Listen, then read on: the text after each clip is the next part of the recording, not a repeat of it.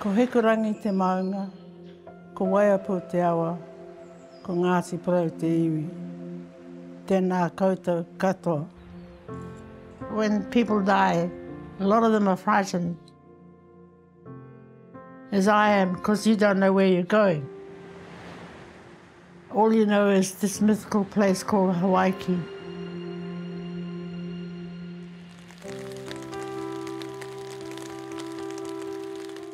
I moved to Te Puia Hospital because my family had been here, had been well treated.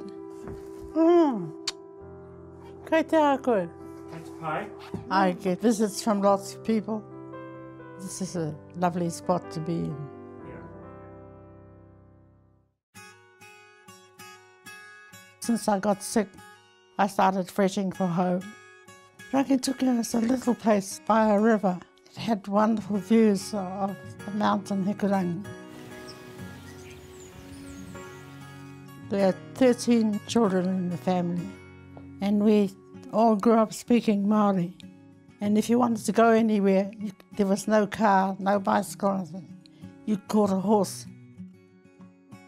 We realised that going to boarding school was an escape, and those were our learning centres of Pākehā learning. And it was hard going, but we survived.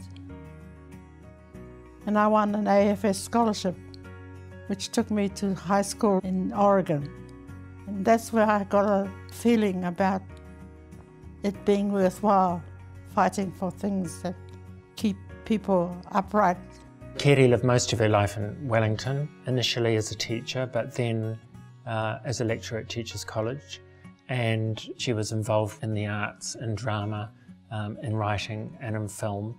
So she was definitely high profile and seen as a very progressive woman and very important in terms of the Māori scene in Wellington.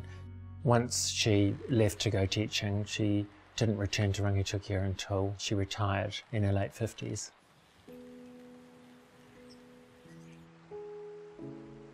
I knew I wasn't very well, and I thought it was cancer, because I was busy diagnosing myself, as a lot of our people do. They said to me, "He haere koe ki te tākuta, you go to the doctor." They don't tell me directly what disease I had or they thought I had. They told a little group of the family, but I was brushed off when they had a hui without me. Living in Rangitukia, because of a number of health issues, became unworkable. You want to go down here, Keri? Yeah. And she was moved into the hospice here at Te Puia Springs for what we were told was palliative care.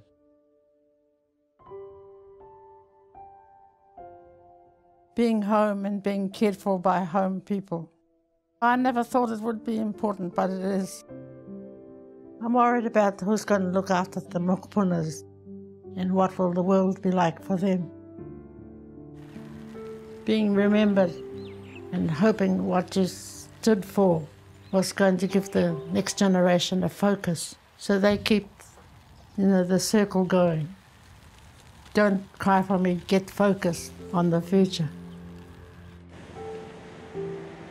Everybody has to go sometime. It's something that I think every Māori faces up to. And all you have to make sure is that your canoe is ready and that you've got your paddle on board, because you've got to have an ending to the story.